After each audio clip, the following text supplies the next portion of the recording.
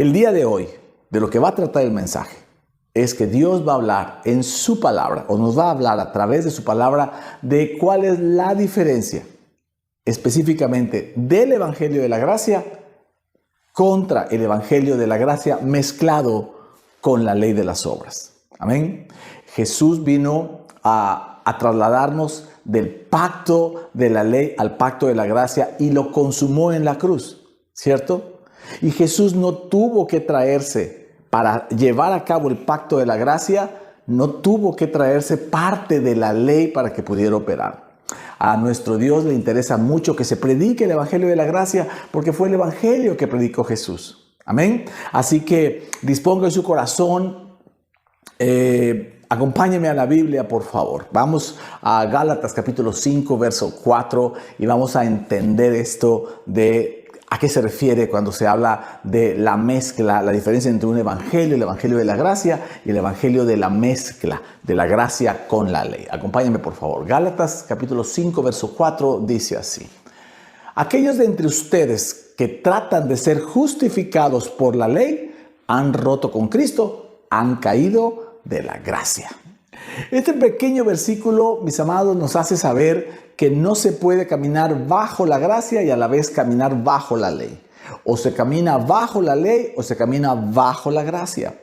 Aquí está explicando el apóstol Pablo que si la gente quiere saberse justo, justificado tiene que ver con saberse justo, y eso significa con saberse correcto delante de Dios, o dicho de otra manera, bueno delante de Dios. Cuando usted quiere ser bueno delante de Dios por las obras de la ley, dice, ha roto con Cristo y ha caído de la gracia.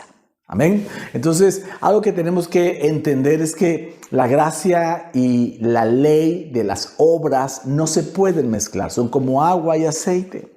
Y el ser humano lo ha tratado de mezclar, ¿verdad? Por muchísimos años, por 20 siglos, 21 ya estamos en el siglo XXI, y lo ha mezclado la gracia con la ley, y esto tiene una razón.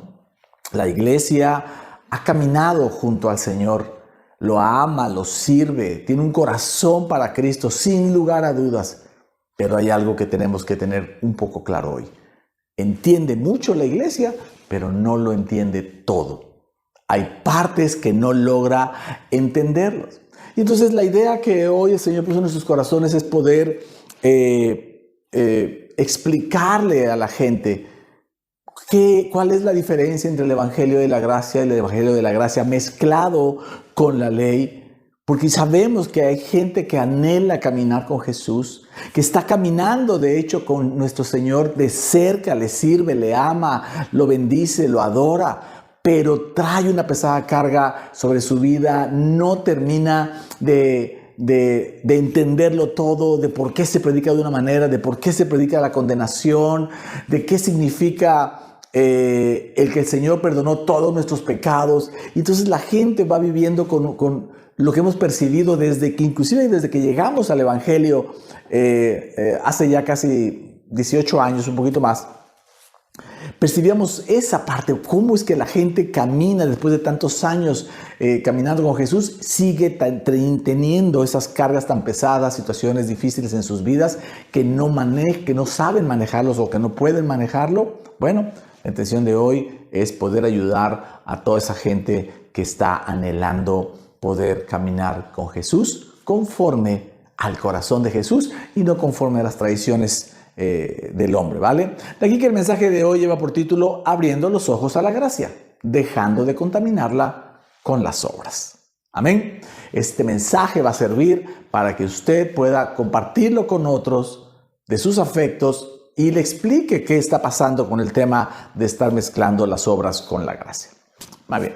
En esta primera parte vamos a entender por qué, o vamos a entender que los apóstoles y los discípulos del tiempo de Jesús caminaron con Jesús sin ver bien. Déjenme decirlo de otra manera, sin verlo todo. ¿Ok? Vamos a la Biblia, vamos a ver el pasaje de Jesús a Emaús. No lo vamos a leer todo, usted lo lee completo, vamos a leer una buena parte, pero no todo. Lucas capítulo 24, del verso 12 al 21, y de ahí brincaremos del 30 al 32. Dice la Biblia así: pero levantándose Pedro, corrió al sepulcro y cuando miró dentro vio los lienzos solos y se fue a casa maravillándose de lo que había sucedido. Es decir, Jesús había resucitado.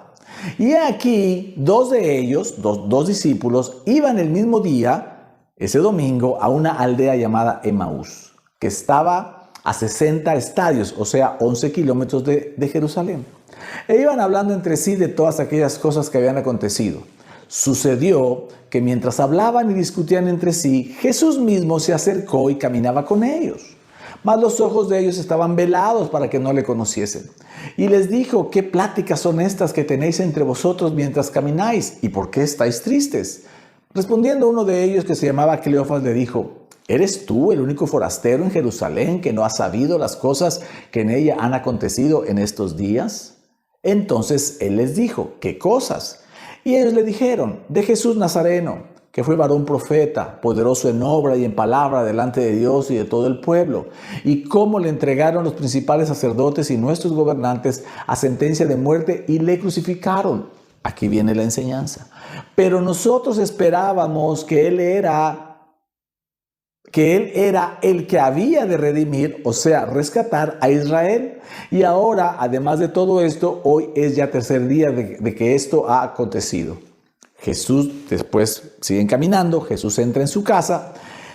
Y aconteció que estando sentado con ellos a la mesa, tomó el pan y lo bendijo y lo partió y les dio. Entonces les fueron abiertos los ojos y le reconocieron, mas él se desapareció de su vista y se decía del uno al otro: ¿no ardía nuestro corazón en nosotros mientras nos hablaba en el camino y cuando nos abría las escrituras? Mire, este es el pasaje, este es un pasaje muy importante en la vida de la iglesia como tal. Déjeme decirle, mire, Jesús resucita. Por eso le leí desde el versículo 12, donde Pedro fue al sepulcro y se dio cuenta que Jesús resucitó. Jesús resucita. En otro pasaje, en otro evangelio más bien, se narra que las mujeres vienen a él, lo encuentran, lo quieren abrazar. Él les dice: no me abraces, porque todavía no subo a mi Padre. Y les dice: vayan y díganles a los discípulos que nos vemos en Galilea, como les dije. Jesús les había dicho que cuando Él resucitara, se encontraría con ellos en Galilea. Ellos no entendían todo, ¿vale? Pero cuando Él resucita, manda a las mujeres a decirle estaban en Jerusalén, había que subir a Galilea. Le digo: vayan a Galilea, y en lo que ellos van a subir, Jesús lo que hace, ya ha resucitado, con su cuerpo en gloria, ¿verdad? Ya ha resucitado, va con estos discípulos y va a ayudarlos, a abrirles los ojos, lo que les faltaba. Había una parte que ellos no habían entendido. Los discípulos habían creído por 3 años y medio que anduvieron caminando con Jesús, que lo más importante que Jesús vino a hacer fue a restaurar el reino de Israel, perdón, que vino a establecer un reino natural y no un reino espiritual. Jesús viene a explicarles, y por eso les abre los ojos, les dice todo lo que de Él se decía o se dice en las escrituras obvias del Antiguo Testamento, y a ellos les arde el corazón con esto. Bueno, aquí la enseñanza es con una pregunta. ¿Se puede caminar con Jesús sin entenderlo todo? Y la respuesta es sí. Perdón. Y la respuesta es sí. A estos discípulos eso les pasó. Permítame tantito. Eso les pasó. Pero ¿sabe qué? Que no solo a ellos. A todos los discípulos les pasó lo mismo. Caminaron con Jesús y no entendieron todo. Lucas, capítulo 24, versos 44 y 45 y el 49.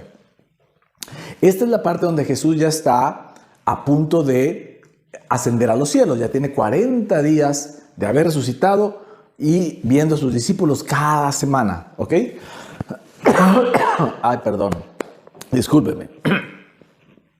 Dice la Biblia, acompáñame, dice: y les dijo: estas son las palabras que os hablé estando aún con vosotros, que era necesario que se cumpliese todo lo que está escrito de mí en la ley de Moisés, en los profetas y en los salmos.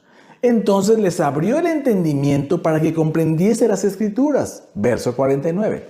He aquí yo enviaré la promesa de mi Padre sobre vosotros, pero quedaos vosotros en la ciudad de Jerusalén hasta que seáis investidos de poder desde lo alto.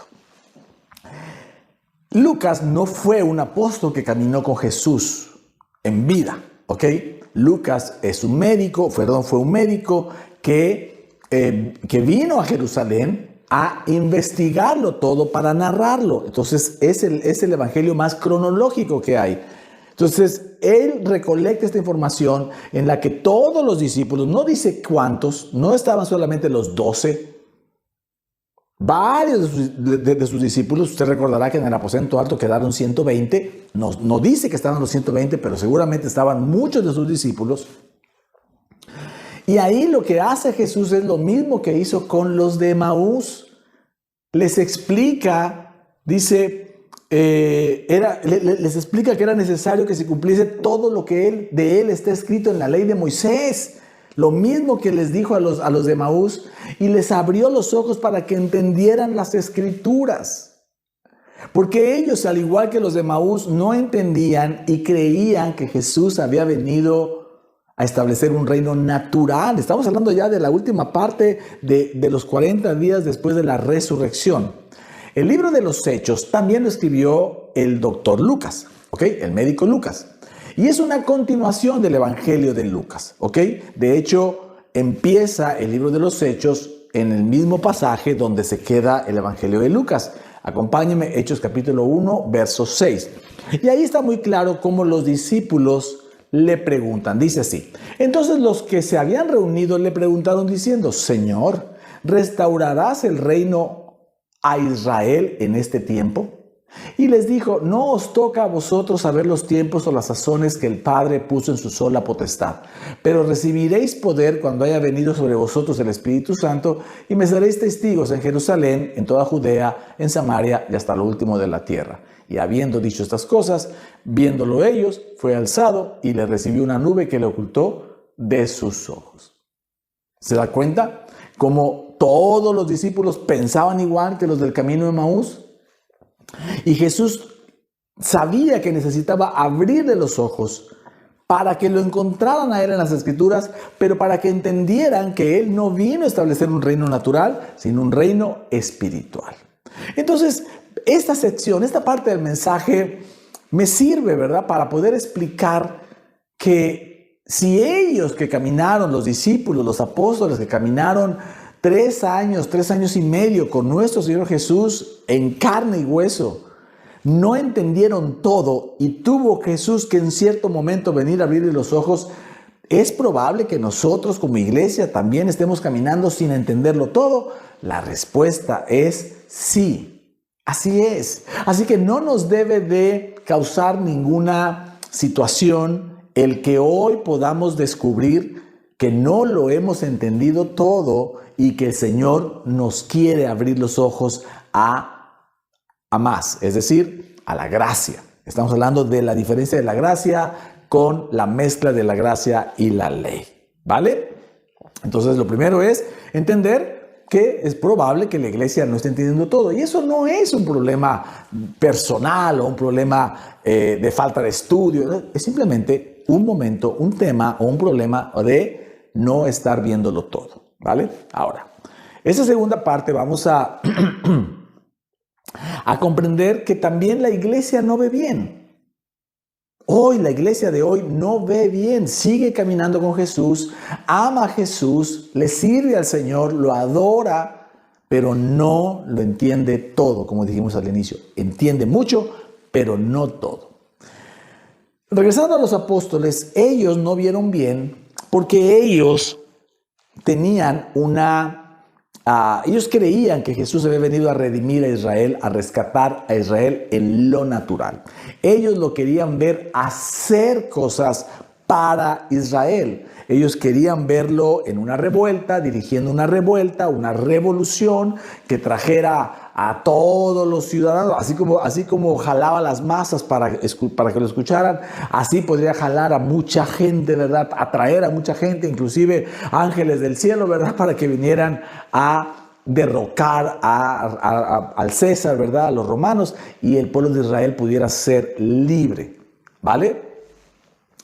Entonces ellos tenían una necesidad muy fuerte, tenían una carencia muy fuerte que era ellos carecían de libertad, ellos tenían la necesidad de libertad física por vivir en esa opresión, y eso les hizo, al tener esa necesidad, eso les hizo que al voltear a ver a Jesús y escuchar a Jesús, lo filtraron mayormente por lo que ellos querían o creían que Jesús había venido para ellos, porque ellos necesitaban libertad física. Por eso ellos no entendían los mensajes espirituales, porque ellos filtraban a Jesús y sus palabras a través de su necesidad o de su carencia.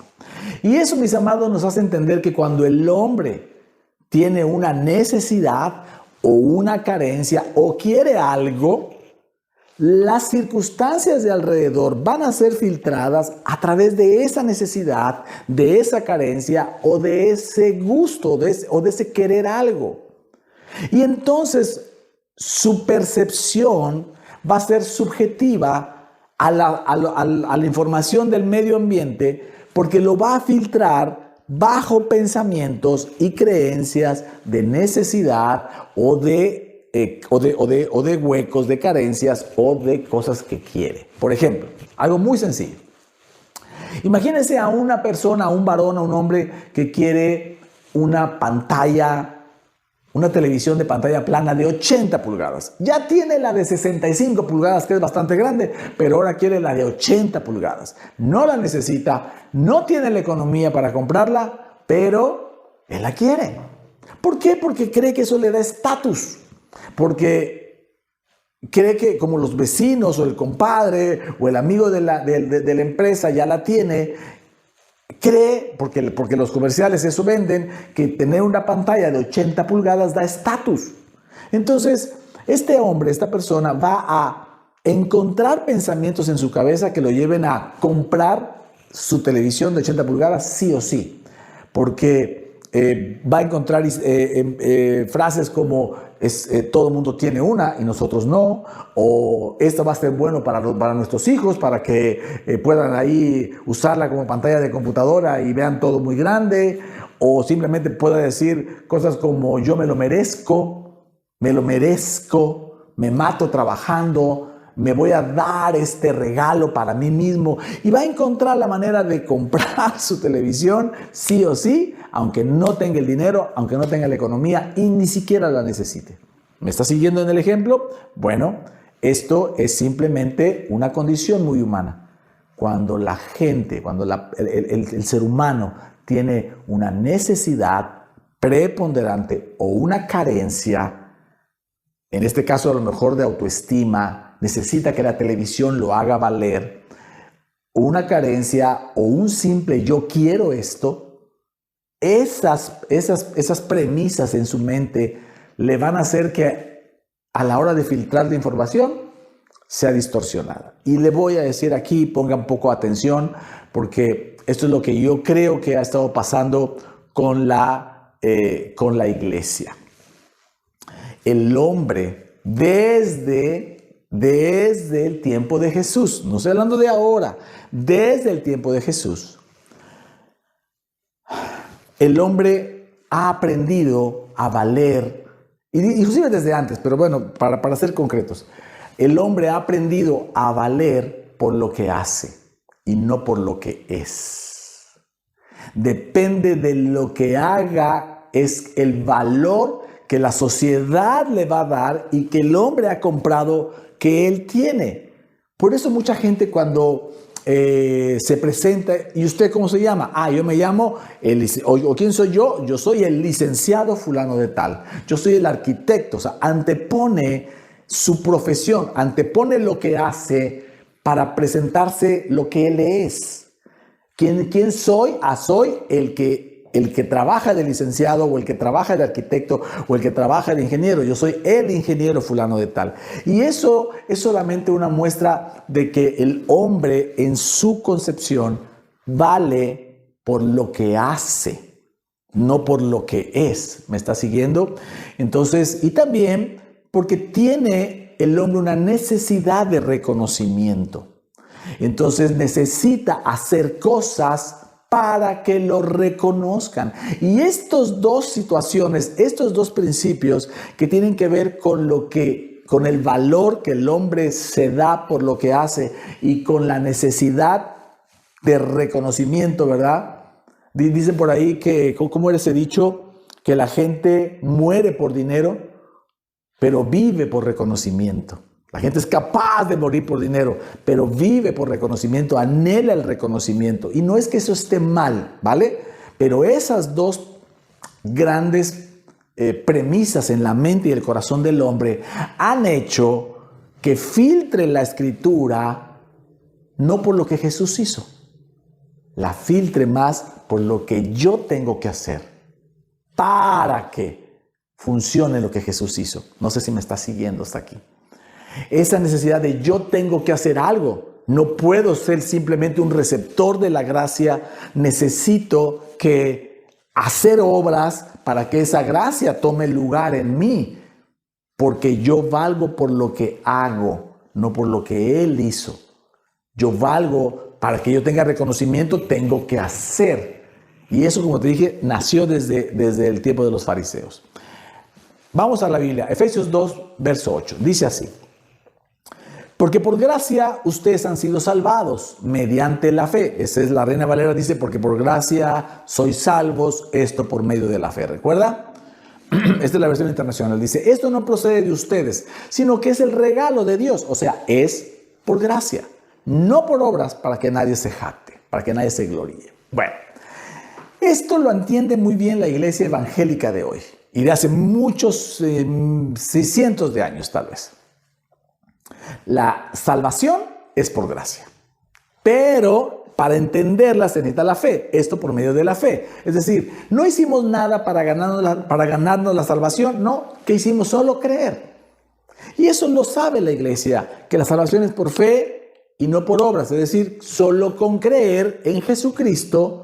Porque eso dice Juan 3:16, que de tal manera amó Dios al mundo que envió a su Hijo Jesucristo para que todo aquel que en Él cree no se pierda, mas tenga vida eterna. Amén. O sea que lo que hace el hombre para tener salvación es creer. Pero para todo lo demás que Jesús enseñó y enseña en las Escrituras, ya no es suficiente la gracia. Ahora a la gracia le tengo que meter mis obras para que funcione la gracia. Para que yo pueda recibir algo de parte de Dios, tengo que hacer algo. Eso es lo que está enseñando la iglesia. Y es aquí donde mezcla las obras, la ley de las obras, con la gracia. Sí, yo sé que el Señor me bendice, yo sé que la cruz, que Él murió en la cruz y me derrama su gracia, pero con esa gracia yo necesito hacer cosas para que esa gracia opere en mí, para que Dios me bendiga, para que yo pueda recibir de Dios. Inclusive para recibir su presencia necesito hacer cosas como orar, como ayunar, como leer su palabra. Si yo no hago eso, yo no estoy en comunión con Dios, entonces Dios no está conmigo. No sé si me está siguiendo. Entonces, no es que esté diciendo que, yo no estoy diciendo que no sea bueno orar o no haya que orar, que leer la Escritura y que hay que ayunar, eso hay que hacerlo. Pero nada de eso, lo que sí estoy precisando es que nada de eso es para que Dios te bendiga, para recibir algo de Dios, para que su presencia esté en ti. No, es al revés. Dado que su presencia está en ti por la obra maravillosa de la cruz que derrama toda su gracia, es que nosotros leemos, es que nosotros ayunamos y es que nosotros oramos. Amén. Usted disculpará, ¿vale? Entonces, el hombre recibe la gracia porque sabe que la salvación es por gracia, por medio de su fe, nada más. Pero para todo lo demás lo filtra la Escritura, y entonces cuando lee la Escritura está filtrando las palabras de Jesús, lo mismo que hicieron los apóstoles, está filtrando la palabra de Jesús por su carencia o por su necesidad de valer por lo que hace. Entonces, si aquí dice que Jesús fue a la cruz y perdonó todos nuestros pecados, todos ya están perdonados, yo tengo que en el futuro hacer cosas para que Él me perdone. Y eso es donde ya comienza a no tener sentido. Por fin, Dios ya me perdonó por la obra de Cristo, o yo tengo que hacer cosas para que Él me perdone. ¿De qué estamos hablando? Y entonces ahí es donde empieza a entrar la mezcla de las obras con la gracia. ¿Sale? Y como le decía, algo aquí bien importante es que no es que la iglesia no haga obras o no tenga que hacer cosas. Claro que hay que hacerlas. Orar, leer, ayunar, servir, bendecir a la gente, portarse correctamente. Todo eso hay que hacerlo. La diferencia estriba, la pequeña gran diferencia estriba en que todo eso que hacemos no lo hacemos bajo la gracia. En el Evangelio bajo la gracia, todo eso que se hace no se hace para recibir algo, ni siquiera su presencia. Se hace porque tenemos la presencia por la obra de la cruz. Amén. Yo inclusive, eso era algo que yo enseñaba hace todavía 2 años atrás, y me acuerdo muy bien que fue de las últimas prédicas que yo prediqué mezcladas de la gracia con la ley, porque yo hacía eso también casi 2 años atrás, todavía en abril del año 2021, ¿verdad? Y creo que por ahí de marzo a abril, en una prédica, lo tengo muy, muy presente, leyendo ese pasaje de Moisés cuando dice, si tú no vas conmigo, no nos saques. Y Dios le dice, mi presencia irá contigo y te dará descanso. Ahí yo entendí, porque estábamos hablando de aquel tiempo, empezamos a hablar de la gracia. Y yo les dije a ustedes en la iglesia, y ahí está grabado seguramente en alguno de los mensajes, que la más alta manifestación de la gracia de Dios para cada uno de nosotros es su presencia. Gracia es un regalo inmerecido, ¿ok? Eso es lo que significa gracia. Viene del griego charis, que significa favor inmerecido, regalo inmerecido. Entonces, el regalo más grande o el regalo inmerecido más grande que puede tener el hombre no es un carro, una casa, no es su salud siquiera, es la presencia de Dios en él. Eso es lo que yo enseñaba. Y hasta ahí eso es una verdad. Pero yo mismo les dije en ese tiempo, pero, fíjense cómo pone ahí un pero usted tiene que ir al aposento, cerrar la puerta y ahí en intimidad, ahí atraer la presencia del Señor. Si usted no va al aposento, la presencia de Dios no viene. Y entonces parecería que nuestras obras, lo que enseña la iglesia de la mezcla, es que nuestras obras, por ejemplo, orar tras la puerta, con la puerta cerrada, es más fuerte y más poderoso que el sacrificio, y más importante que el sacrificio de nuestro Señor Jesucristo en la cruz. Es decir, Jesús murió en la cruz por usted y por mí. Y dijo, yo estaré con ustedes todos los días. Entonces, Jesús, por gracia, por su cruz, viene a usted. Pero el hombre dice, no, Jesús viene a usted si usted ora. Si usted no lee su palabra, si usted no ora, si usted no ayuna, Jesús no está en usted. Entonces ya me imagino a Jesús entrando a su vida y saliendo. Si hoy lleva una semana que está orando y leyendo y está pilas, ahí está Jesús. Y si usted se enojó con su esposa, gritó, pecó, dijo una mentira, no oró, entonces Jesús ya no está. Entonces usted trae a Jesús para afuera y para adentro, para afuera y para adentro, llegando y saliendo. Jesús ya sabía quién era usted. Jesús ya sabe todos los pies de los cuales cojeas. Jesús conoce tus pensamientos, aunque lleguen aquí arriba ya los conoce. Antes de que hable las palabras ya lo sabe. A donde te quieras esconder no hay manera, dice la Biblia. Si subo a la montaña, ahí estás tú. Y si bajo a las profundidades del Seol, ahí estás tú. Conoces mi sentar y mi levantar. Antes de que pronuncie la palabra, tú ya lo sabes. Jesús ya lo sabe todo. todo.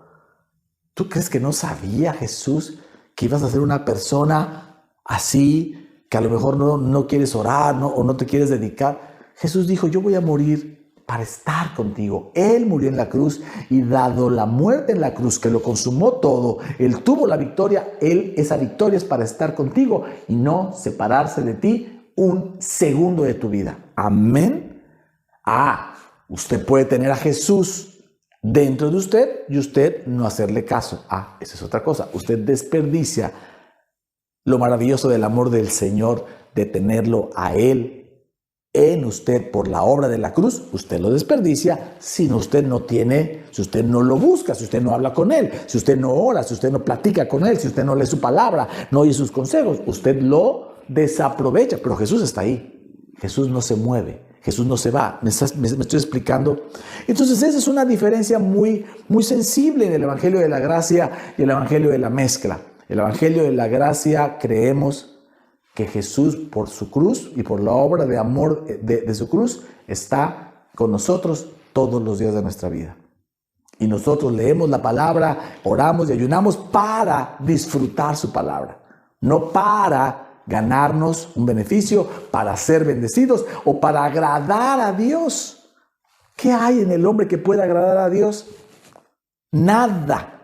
Dice la palabra que somos una podrida llaga de los pies a la cabeza y que no nos merecemos nada. El favor es un favor inmerecido. Pero es tal el amor de Dios por nosotros que envió a su Hijo a morir por la cruz, en la cruz, y eso es lo que hace que seamos agradables al Padre. Somos agradables al Padre por la obra de Jesús, no por nuestras obras, ni las buenas ni las malas. ¿Me está siguiendo? Y ese es una diferencia sustancial, básica, general, de soporte entre el Evangelio de la Gracia y el Evangelio de la Mezcla. Y déjeme decirle algo. Esto nació desde los fariseos. Esa necesidad, si usted lee la Biblia, y Jesús se encontró con ellos y ellos preferían sus obras al amor de Dios. Los fariseos de aquella época oraban para ser vistos. Jesús les decía que eran hipócritas porque por un lado decían que servían a Dios y lo que querían era servirse ellos. Adoraban ser vistos porque ellos necesitaban ese reconocimiento. ¿Me explico? Y eso es lo que, de hecho, la ley de Moisés llega cuando Dios quiere tratar con el pueblo. Si usted lee el capítulo de Éxodo, Dios quiere tratar con el pueblo y el pueblo le dice a Moisés, no, trata tú con él y solo dinos lo que dice Dios que quiere que hagamos y nosotros lo haremos todo. Lo haremos todo. No hay manera de que lo podamos hacer todo. Entonces, eso comenzó, esa manera de caminar con Dios comenzó desde mucho tiempo atrás. Pero hablando de los fariseos, el tiempo de la iglesia, de la ley, ¿verdad? Donde las obras eran más importantes. Después, en el siglo III, la iglesia se organiza con Constantino y esa iglesia le dio un realce a las obras. ¿Verdad? La iglesia católica romana le dio un realce a las obras. Hay que hacer, hay que orar, hay que inclusive hay que ir a la iglesia, hay que hacer. Por eso es que se ven esas gentes que caminan de rodillas y hay que ir a visitar a tal santo, tal virgen, o sea, hacer, obras. ¿Ok? Esa iglesia más o menos alcanzó a durar hasta el siglo XVI. Ahí entra la Reforma Protestante. Ahí Martín Lutero protesta, ¿verdad? Y se sale de la iglesia católica. Él era un monje católico. Se sale de la iglesia romana, de la iglesia católica, porque dice que hay muchas de las obras de la iglesia católica que son errores, son equivocadas y algunas hasta absurdas. Y sí, se sale. Y se forma, junto con él y con varios reformadores más, lo que es la iglesia protestante, de donde está o de donde viene la iglesia evangélica de hoy. Pero en la iglesia protestante lo que hizo fue quitarle muchas cosas de las obras que hacía la iglesia católica y cambió de obras. Ahora dispuso a hacer obras más espirituales, pero sigue hablando de obras. Amén. La buena noticia es que la iglesia bajo la gracia es la iglesia de este tiempo, para este siglo XXI, donde la iglesia se dé cuenta que vale por lo que Jesús es, por lo que Jesús hizo, no por lo que hace. Y que todo lo que hace de amarlo, servirlo, leer su palabra, ayunar, bendecir gente, ayudar al desvalido y todo eso, no se hace para valer o para recibir bendiciones, sino por amor, por gratitud y porque Jesús está en nosotros y eso nos impulsa a hacerlo. ¿Me está siguiendo? Amén. Muy bien. Y en esta última parte vamos a darnos cuenta que Jesús es el fin de la ley. Cuando tú llegas a Cristo, la ley para, ¿vale? La ley de Moisés, cuando Dios le da las tablas de la ley a Moisés, los 10 mandamientos, son mandamientos de hacer o de no hacer. No tendrás dioses ajenos, no los adorarás ni los servirás, no te inclinarás a ellos, no matarás, honrarás a tu padre y a tu madre. Eso, inclusive en Deuteronomio dice para que te vaya bien, ¿ok? Hay que hacer cosas para que te vaya bien. No matarás, no mentirás, no adulterarás, no hagas. Ahí están los 10 mandamientos. Pero aparte Moisés les dio 603, déjenme llamarlos mandamientos más. Se conocen como leyes. O sea, la ley de Moisés es un compendio de 613 leyes. 10 mandamientos más 603 leyes más hacen las 613 leyes de la iglesia judía, ¿vale? De la iglesia que está bajo la ley, ¿ok? Y esa ley forma parte del pacto que Dios hizo con su pueblo al sacarlo de Israel, de la esclavitud, que se conoce como el pacto de la ley. Y eso es entendible, fíjese, es entendible que el pueblo de Dios de ese tiempo no quisiera tratar con la gracia de Dios porque ellos venían de ser esclavos. Dígame, por favor, ¿qué es lo que le da valor a un esclavo? ¿Lo que es? No le puede dar valor lo que es porque el esclavo está en el escalón, en el último escalón, en el escaño o en el escalón más bajo de la pirámide social de cualquier tiempo de la humanidad. El esclavo es el último escalón. Un andrajoso, un sin hogar, un vago, un vagabundo, no era tan vago porque tenía libertad. Un esclavo no tenía ni libertad. Entonces, ¿por qué valía un esclavo? Por lo que hace o por lo que hacía. Entonces ellos tenían 400 años de vivir esclavos, 400 años de tener una mentalidad de que valgo por lo que hago, que cuando Dios los saca y les comienza a dar gracia, la nube, la columna de fuego, el maná, abrió el mar rojo, sus ropas no se deshilachaban, nadie salió enfermo, todos tenían salud, gracia, les iba a dar una tierra, todo, ¿verdad? Ellos tenían mentalidad de hacer. Dios quería darles gracia, ellos venían de mentalidad de esclavo de hago, por eso dijeron, no, yo no quiero tratar con él, que nos diga qué tengo que hacer y yo lo haré todo. Y en ese orgullo de creer que lo puedes hacer todo, es que Dios les dio la ley. ¿Eso quieren? Vamos a encerrarte en un contexto de la ley. Ese es el pacto de la ley. Pero Jesús vino a cambiarnos de pacto. Jesús vino a sacarnos del pacto de la ley hacia el pacto de la gracia. Vino a sacarnos del pacto de las obras del hombre, entre comillas, de las obras del hombre para Dios. Eso es el pacto de la ley. La ley es eso, obras del hombre para Dios. Y están 613 que le dicen lo que tiene que hacer, cómo hacer los sacrificios, cómo se deben casar, todo, los negocios, todo eran leyes. Lo que tengo que hacer. Y Jesús nos trasladó al pacto de la gracia, el pacto donde Él lo hizo todo. Y en su cruz, Él nos derrama todo el favor, en donde yo ya no tenemos que hacer las obras para estar bien con Dios. Ahora estamos bien con Dios, somos correctos delante de Dios, somos justos. Ok, que significa ser correctos delante de Dios, y lo voy a decir así, somos santos y somos buenos, no por nuestras obras, sino por la obra de amor de Jesucristo en la cruz. Y cuando tú sabes eso, entonces es más probable, más viable, más fácil hacer las buenas obras, servir al Señor con entusiasmo, ayudar a la gente, bendecir gente, orar, encontrarte con Él en la Escritura, como les enseñó en el Antiguo Testamento, entender que Abraham es figura del Padre y que Isaac es figura del Hijo y que José también es figura de Cristo, Benjamín es figura de la iglesia, Ruth es figura de la iglesia y vos es figura de Cristo y Noemí es figura de Israel, y empiezas a entender todo lo que dice el Antiguo Testamento, todo tiene que ver con la obra de Jesucristo nuestro Señor. Y cuando tú haces eso, wow, tu vida se llena, se te arde el corazón de encontrarte con Jesús, porque te das cuenta que ya no se trata de lo que haces o de lo que dejas de hacer o de lo que tienes que hacer, se trata de lo que Él hizo. Y eso, mis amados, cambia toda la perspectiva de la vida cristiana. Amén. Un poco de levadura leuda toda la masa. Si bien es cierto, la iglesia protestante, la iglesia evangélica de hoy, ama al Señor, lo sigue, lo sirve, lo adora, no lo entiende todo.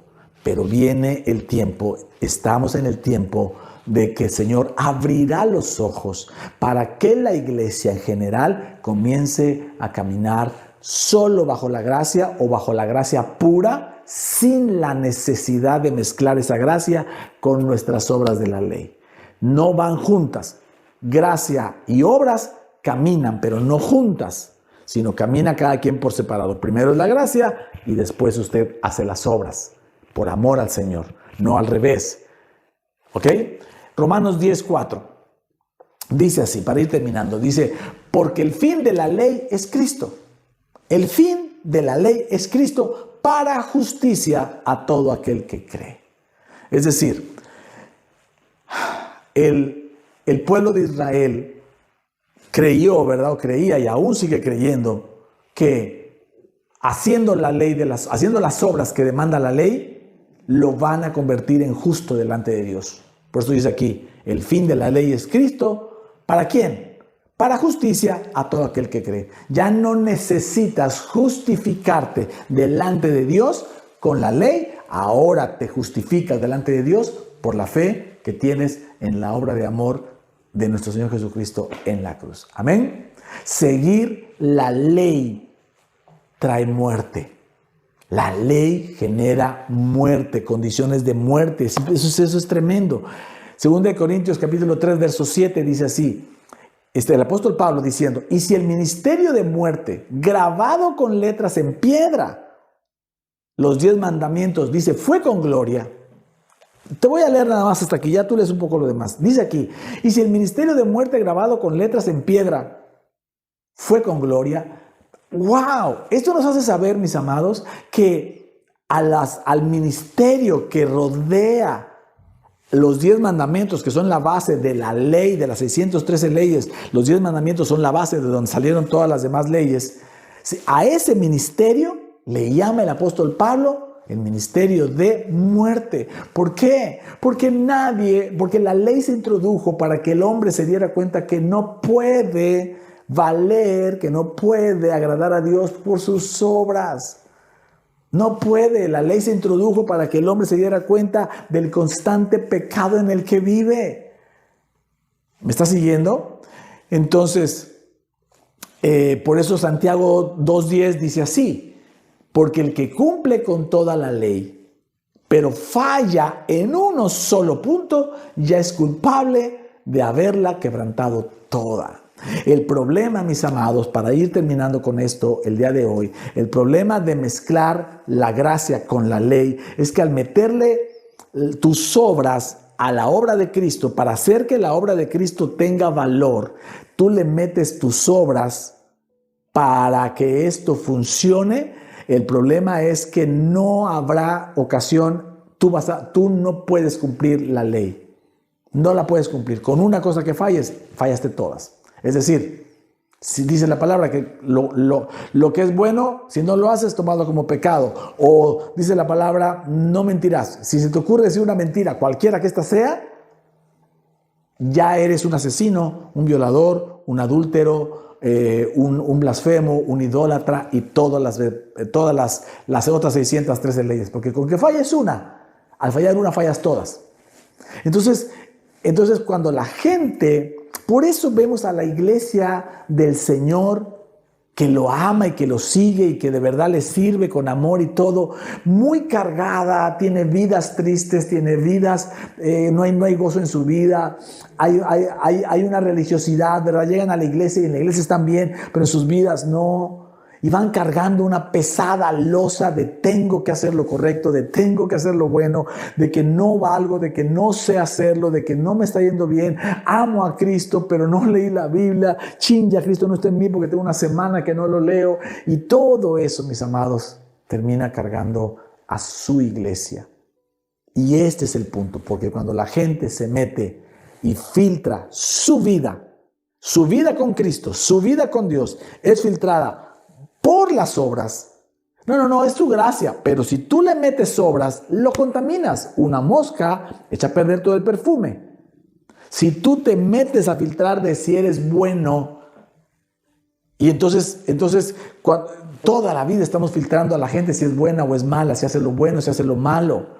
Los esposos todo el tiempo se están criticando lo que no hiciste bien, lo que debes hacer, lo que no debes hacer, y tú lo que hiciste, y lo que me dijiste, y lo que no hiciste. Y entonces al estarse diciendo todo eso, lo único que están haciendo es forrándose el uno al otro bajo la ley, y bajo la ley van a tener una pesada carga, no van a poder salir adelante. Jesús ya los liberó, Jesús ya los transformó, Jesús ya tomó su matrimonio en la cruz, pero ellos se empeñan en vivir peleando bajo la ley. ¿Me está siguiendo? ¿Qué es lo que un matrimonio tiene que decir?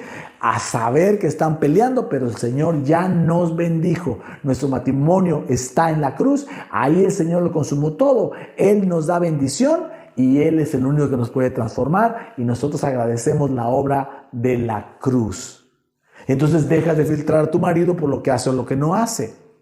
Y cuando no hace las cosas que debe hacer, oras al Señor y declaras, Señor, tú ya lo hiciste justicia por tu cruz, tú le puedes cambiar ese comportamiento.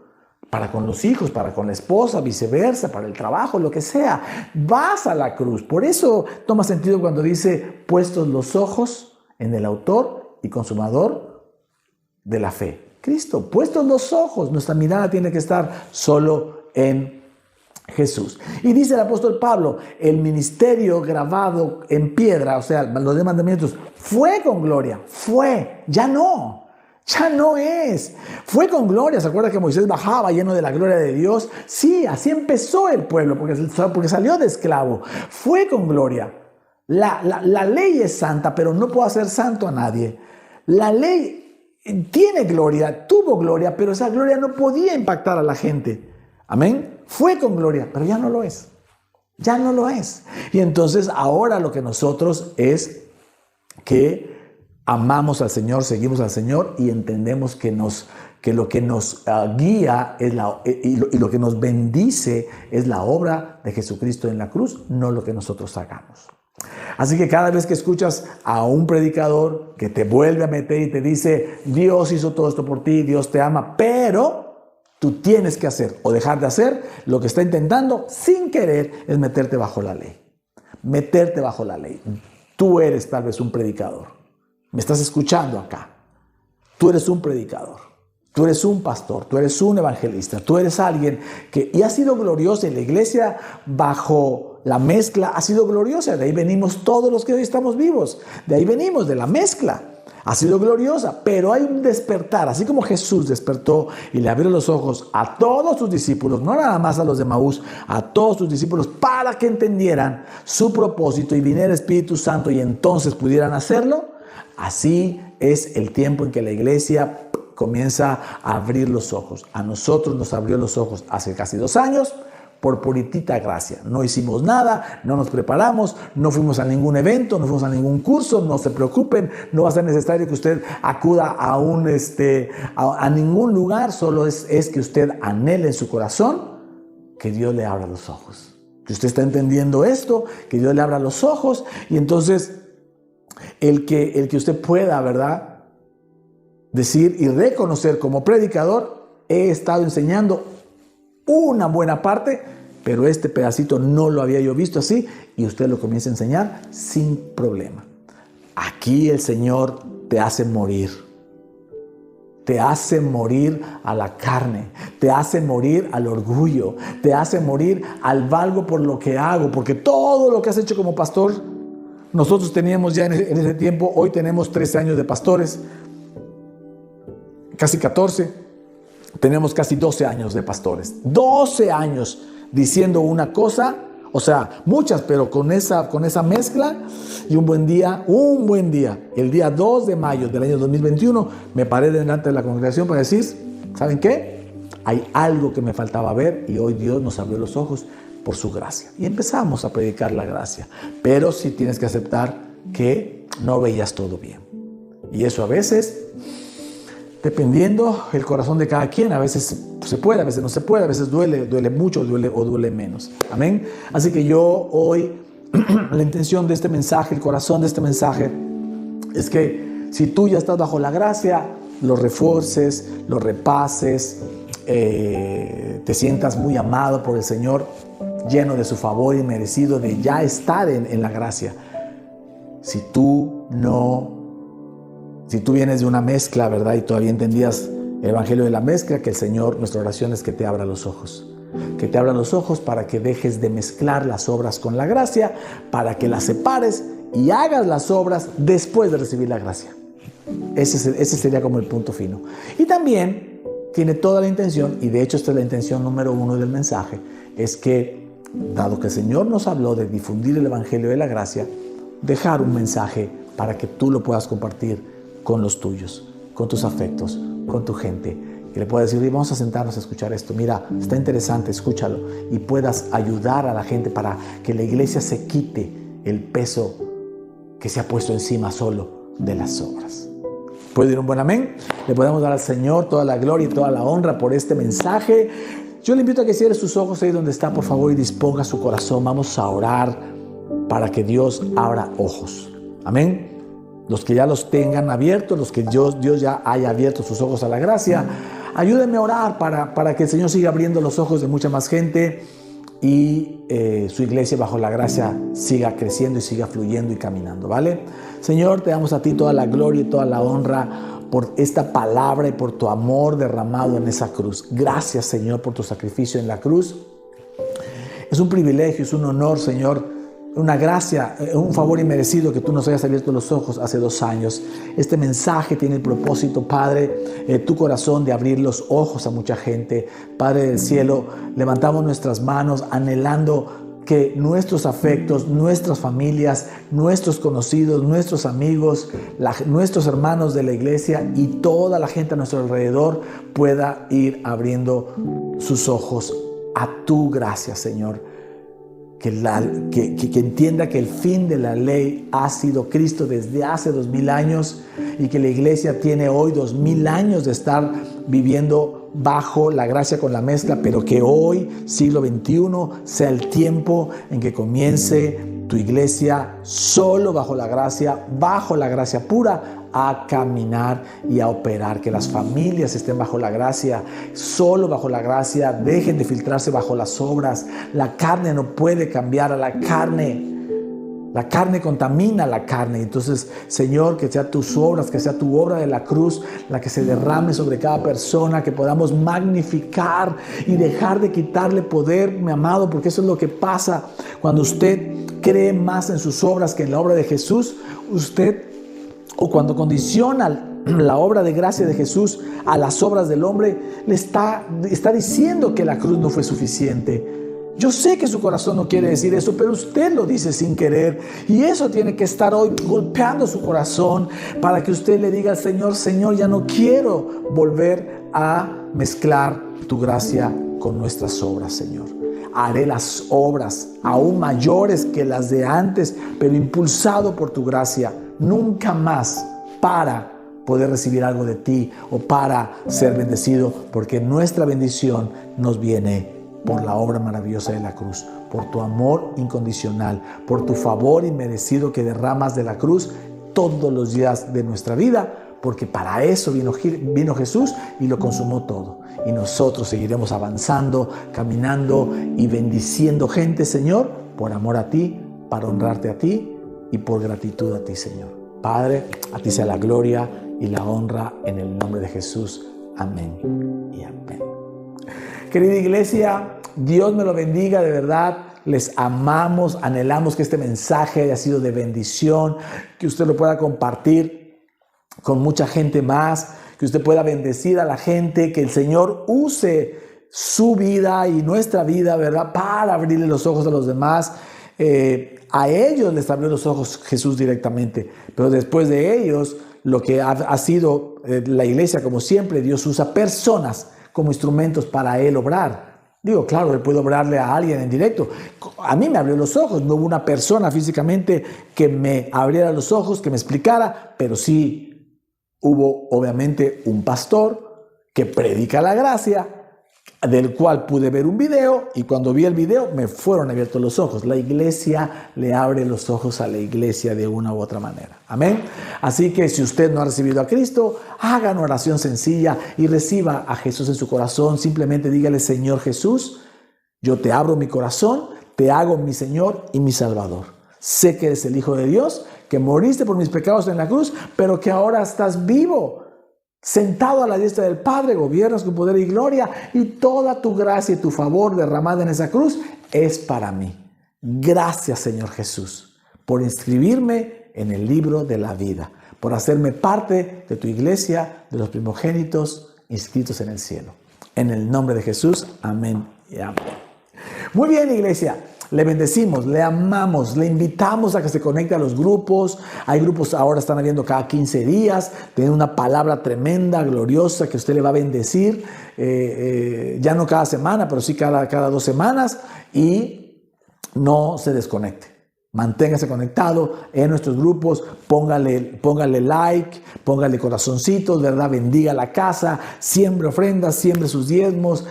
Ayúdenos a difundir el Evangelio de la Gracia. Este es el tiempo 2023, año Kairos, del tiempo oportuno y del lugar oportuno. Amén. Gracias a todos los que participaron en esta grabación, en esta transmisión, y nos vemos en la próxima semana. Como siempre, agradecidos con el Señor por toda la palabra de gracia que nos está dando. ¿Vale? Nos vemos hasta la próxima.